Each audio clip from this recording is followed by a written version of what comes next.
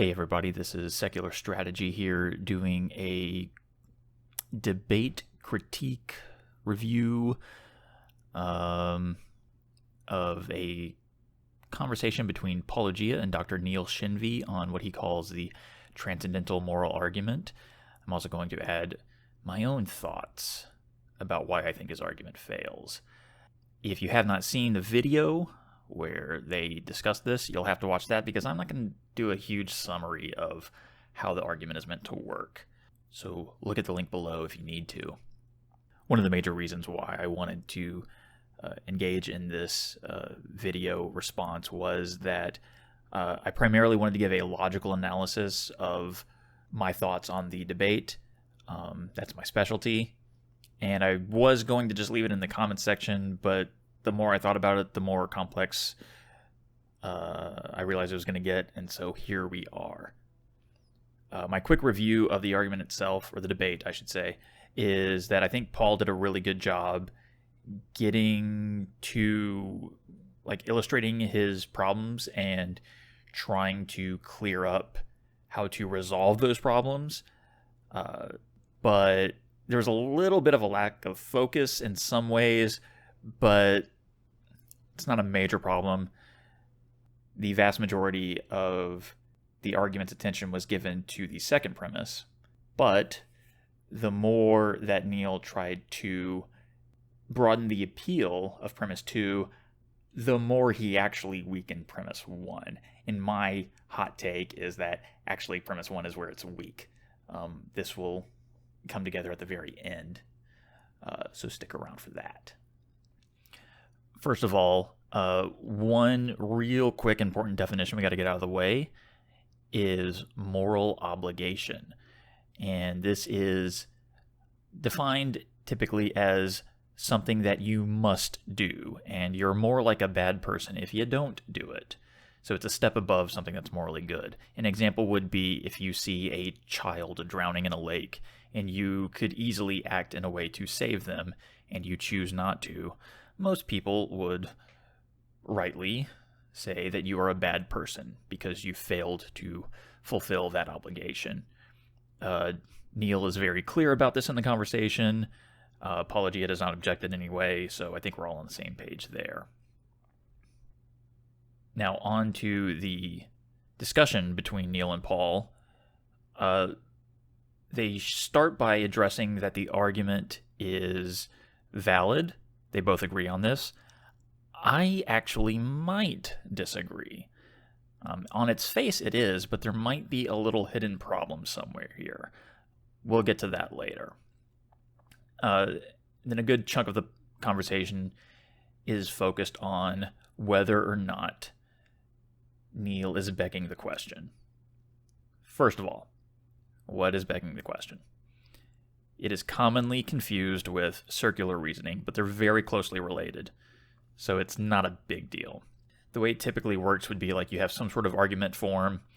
A critic, interlocutor says, hey, you have premise 2 there. How do you know premise 2 is true? And you respond by restating your conclusion in a way that would support premise 2. That's begging the question. You can see why this is confused with circular reasoning. Interestingly, circular reasoning is actually a slightly better description of what's going on in their conversation, but I'm not going to nitpick that. So, to understand how this begs the question, we'll just use that term, you have to give a quick definitional difference between theistic morality and secular morality. And I'm going to give 2 real quick definitions up here. Doing good is what God commands would be the theistic view, and the secular view would be doing good is what increases human flourishing. Now, obviously, this oversimplifies on both counts. These subjects are far more complex than a single short sentence could summarize, and this should not imply that theistic morality is just one thing, nor that secular morality is just one thing. This is just what we're going with for this conversation. So one interpretation of the difference between theistic and secular morality is that while these are identified differently, they actually just perfectly overlap. An example of this would be Batman and Bruce Wayne. In the fiction of the comics, people think of Batman as the caped superhero who beats up bad guys at night, and they think of Bruce Wayne as the guy who has a whole lot of money. But as it turns out, they are the same thing. If you punch Batman in the face, Bruce Wayne feels it. They're the same guy. I think we can easily reject this interpretation of what Neil is doing. He spends a lot of time in this debate arguing against secular morality.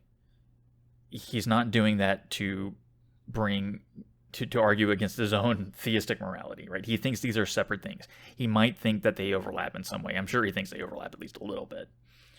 But he does not think they happen to be identical. He spends a lot of time arguing against Sam Harris in this debate, which, by the way, you spend this much time in a debate bringing up somebody else's name, I think that should be treated the same as shouting out somebody else's name during sex. But I digress. On the view that theistic morality, by Neil's view, is doing what God commands, then we have a problem. So the way to think about this is, if we have this term, and we want to be clear about what it means, just substitute the term for its definition. So when we look at premise 2, truth is intrinsically good, and truth-seeking is morally obligatory, we would say truth is intrinsically good, and truth-seeking is commanded by God as an obligation. In that sense, yeah, we have a problem. If I don't already affirm that God exists, that's the thing being debated here, why would I grant that God is going around telling people to do stuff, right? That's why it's circular. Right? I can't get to step 3 without step 2, but I can't get to step 2 without step 3, right? That's the problem. Paul spends a lot of time on this and does some really good work trying to clear the air on what we're really talking about here. When we talk about morality, what is the actual nature of this thing? And oddly, Neil pushes back. Or kind of pushes back. It gets weird.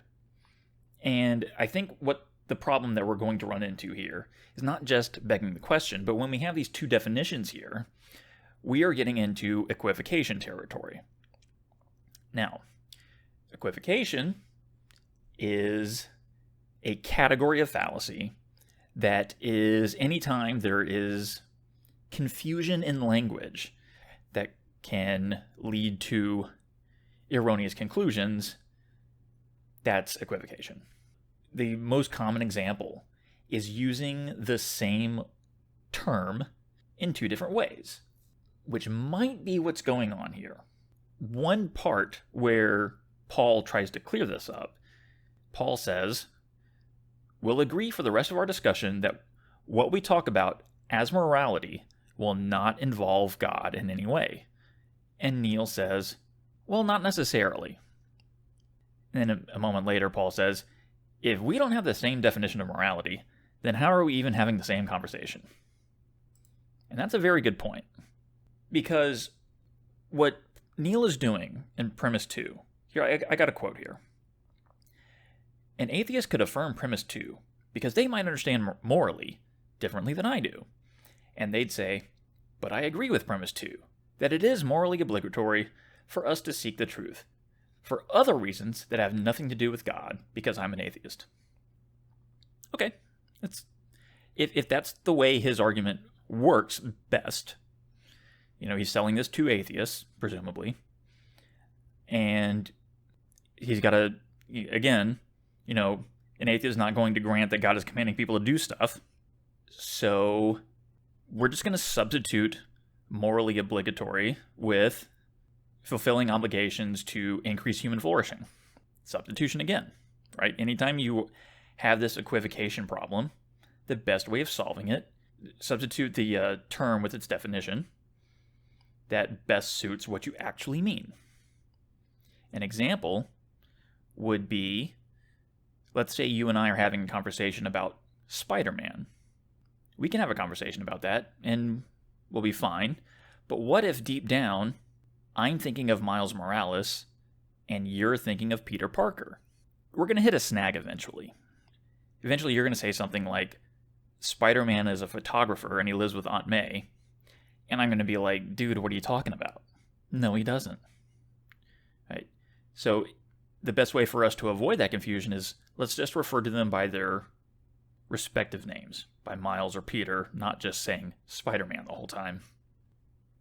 The thing that really worries me is that what Neil might be doing, and I would have to imagine this is an accident, is that he wants to use the secular definition of morality for premise 2 and the theistic definition for morality in premise 1.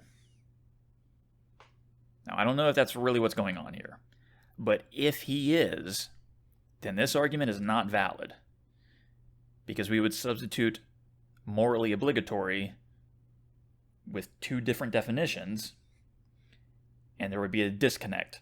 We could not get to our conclusion from that. That's what I meant when I said that this argument might not be valid. I'll let him clear that up. When I was reviewing this, I thought that Neil and Paul were on the same page regarding whether or not the theistic interpretation would be begging the question. And Neil seems to acknowledge that it would, but honestly, he seems to misunderstand the problem with begging the question. Here's a quote. If it was just one premise, truth-seeking is commanded by God, conclusion, God exists, that would be begging the question. But the point of having two premises is, and I had to listen to this several times before I realized what was going on, Neil seems to think that you can avoid a begging the question fallacy by adding extra premises in.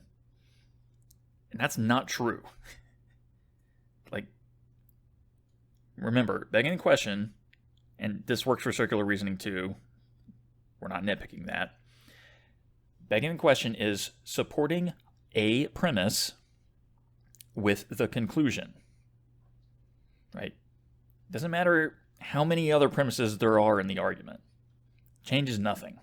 So I don't really know what his thought process is there. It's a little confusing. I think one of the major problems is Neil spends a whole lot of time talking about all the moral concepts that are common throughout cultures. He does this a lot. I don't think any of that is relevant to this conversation. When we are talking about our differences between theistic and secular morality, strictly speaking, that is not an ethics question. That is a meta-ethics question. What is the nature of morality? Specific examples are ethics. The application of meta-ethics is ethics. So all throughout this conversation, Paul is trying to clear up meta-ethics, and Neil responds with ethics. And that's not really getting to the heart of the matter. And the question has to be about meta-ethics. How do we get from societies agree that murder is wrong, for example, to God exists, and never touch upon the nature of morality? Like, we have to add something else there, right? There's also a very large section of this conversation that flirts with presuppositionalism, I would say. I had a lot to say about this. I'm gonna skip it. It's not relevant to the argument, so we're not gonna go into it. So that's all my problems with the begging the question issue. But actually, it gets a lot worse on this other part that got very little attention because it happened at the very end of the conversation, where Neil said that we only need one example of truth-seeking obligations for his argument to work. Just one. And I thought that was kind of interesting, because when we look at truth-seeking as morally obligatory, we kind of think of that as like a category, at least I do. And it's like there's like this special category of things that can only exist one way. and the only way that they can't exist is because a God made them that way. But Neil is saying it's not really like a set of commands exactly. It's like, as long as we agree, presumably for secular reasons, that there is a truth-seeking behavior that we are obligated to engage in, then his argument works. The exact quote here is, if there's even one truth of any kind that we're obligated to seek, this argument works. And I got to thinking, well, let's just come up with one and test it. Plug it into the argument, see if it works. And I think I have one, and well, more than one. This is one that I found myself in before. Somebody was accused of a very serious crime. I was on the jury of that person's trial. I think we would acknowledge that I had an obligation to pay attention to the evidence presented and come to a rational conclusion in the jury room. Right? Again, much like the drowning child, if I just like screwed around, not paying attention, and once we got to the jury room, I was just like, I don't know, maybe he did it. Like, that would make me a bad person, right? I think we can agree on that. And if you don't like that one, you could say, well, what about a doctor running tests on a patient? What about an accident investigator trying to figure out why the plane crashed? Are they obligated to actually seek the truth of that? I think these are fair examples. So here I'm going to enumerate some interpretations and what I would call adaptations to the argument to better fit what Neil has said is a fair interpretation of his argument that atheists would agree with. Right? We're going to be relying on some quotes here. So first, and this is a little bit of interpretation on my part, is that he frequently uses the phrase, and it's right there in the argument, that truth is intrinsically good and truth-seeking is morally obligatory. I kind of view these as being like two ways of saying the same thing, essentially. So an example that Neil gave was that seeking the truth of God's existence is morally obligatory. In that instance, the truth that is intrinsically good would be the fact of God's existence or non-existence, right? They just go hand in hand. If I'm wrong about that, let me know. Second, B, the argument is compatible with secular morality, meaning human flourishing.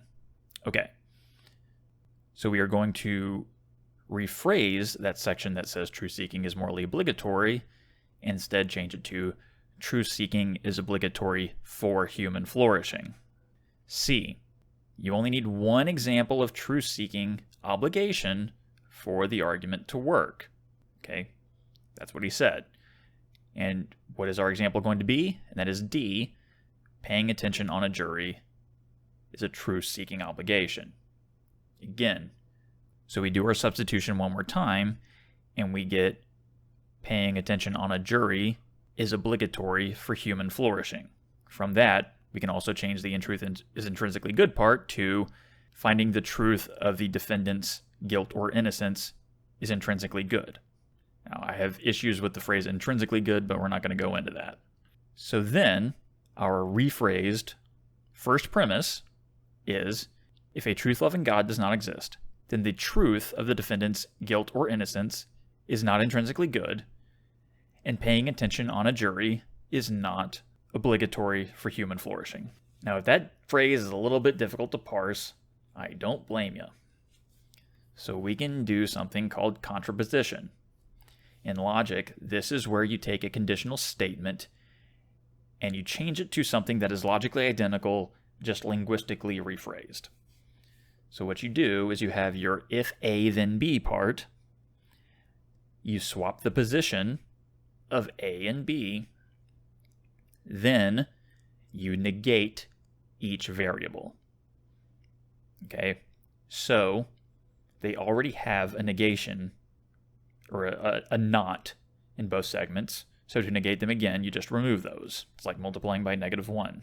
So the new phrasing is going to be the last change we make, is if the truth of the defendant's guilt or innocence is intrinsically good, and paying attention on a jury is obligatory for human flourishing, then God exists. This is very clearly false.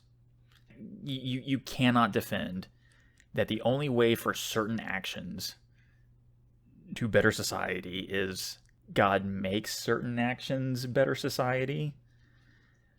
You have to get really deep in the weeds of the specifics of what God is and is not doing to make that argument. And if you're getting that deep into the weeds, you would have to know something about like the actual nature of God, and then his existence would not be in debate, right?